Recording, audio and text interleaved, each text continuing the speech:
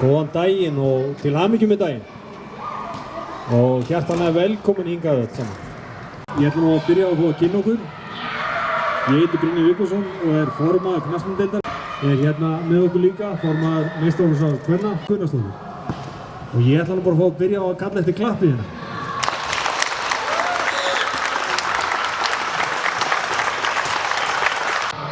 Sara Björk verði leikmaður Hauka og komi í glugganum núna í sumar og spili sig líka með okkur næsta ári. Og það skulum við nú gefa gott klapp. Velkomin Sara.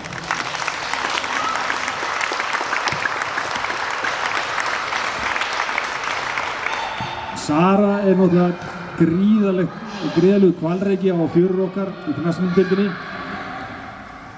Hefur sigrað meistaradeild Evrópu tvívegis sem ekkert smáræði og tvívegis verið valinn íþróttamaður ársins sem einstakt og við erum að fá algjöra fyrirmyndina sem líka svo fallegt að hún sé að enda hérna hjá okkur hjá uppeldisfélaginu í Haukum í Hafnarfirði.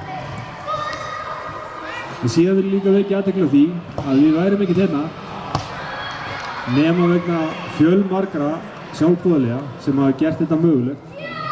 Öll þessi litlu atriði að standa í gæslu, sinna sjoppunni, taka til, reka niður girðingarstjóra, baka vöfflur og hvað eina, steikja hamborgara og allt þetta. Öll þessi atriði og okkar sterku bjargfjallar sem stóðu að baki þess að Sara komin til okkar. Langur aðdragandi í raun má alveg segja að við höfum byrjað svona spekulera í þessu fyrir nokkrum árum síðan en hlutinni fóru svona gangan sig skýrast betur á síðustu mánuðum með mörgum Teams-fundum og Messenger-spjöllum en og eins og Brynjar nefndi bakhjarla áðan að bakhjarla við værum ekki hér í dag nema við erum hérna í öflugu Hauka samfélagi og það eru bara sterkir og öflugir bakhjarlar sem eru tilbúnir að taka þátt í svona verkefni með okkur og það vel vegna þess að uppgangur fótboltans í Haukum mikill og við stefnum hátt. Stelpur búin að vinna 5 fullt úr stiga, efstar á toppnum og síðan eru strákarnir líka á toppnum í sinni deild þannig að við erum svo sannarlega lögð á stað. Þannig að bara áfram Hauka. Ég skal bara byrja á því að þakka ykkur öllum fyrir að koma í dag. Þetta búið að vera smá ferli hjá okkur og eins og Dóri talaði við erum búin að tala saman í 5 ár. Hann búin að reyna að fá mig heim í 5 ár og var ekki alveg tilbúinn. En ég er ótrúlega stolt að vera bara komin heim til Íslands, heim á Ásvelli og í Hauka. Við erum alltaf ótrúlega vænt Haukana. Það er alltaf mitt uppeldisfélag og fjölskyldan mín stór Haukafjölskylda. Meistarinn Gunnar Svavars mættur og bróðir minn spilaði líka í Haukunum og mamma var allt í öllu. Ég átti mínar bestu minningar sem barn og unglingur á Ásvöllum og núna 18 árum seinna. Það hljómar hrikalega sko.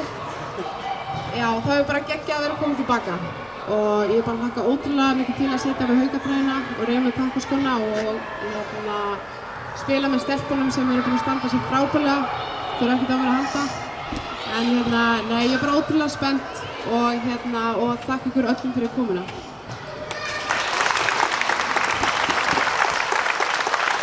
Heldur líka bara því öll hérna sem hér eru. Njótum stundarinnar, njótum dagsins, þetta er sögulegu dagur hjá okkur. Við erum aðeins saman, spjöllum saman og eigum góða stund og látum fara vel okkur í þessu opna rými sem þetta glæsilega knatthús er. Og hér er gott og hér er bjart og hér er gott að vera.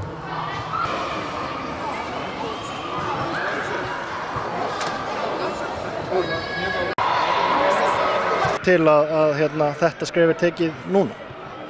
Ég held bara að við fórum alltaf út í Sádi-Arabíu í þessu 2 ár og vorum svolítið langt frá fjölskyldunni og kannski komið svona tími að koma heim, allan að kannski fjölskyldan líka svolítið að íta eftir því. En maður fann það sjálfur, við vorum bæði tilbúin að koma heim og ég vissi kannski ekki nákvæmlega hvort ég myndi fara heim að spila, ég myndi enda ferilinn úti en bara ég byrjaði að tala við Dóra um að spila með liðinu og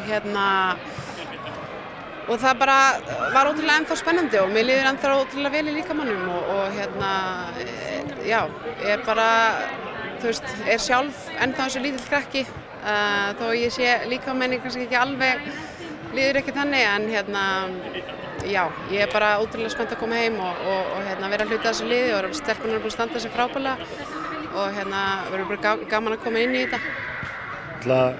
Orðið við Blikana líka, var Haukar það eina sem að, var það eini stöðunni fyrir þig að fara í Hauka eða voru aðrir möguleikar opnir? Ég tók samtali við Blikana, já, en já, það var eiginlega bara eina sem ég var að einbeita mér að, Haukanir.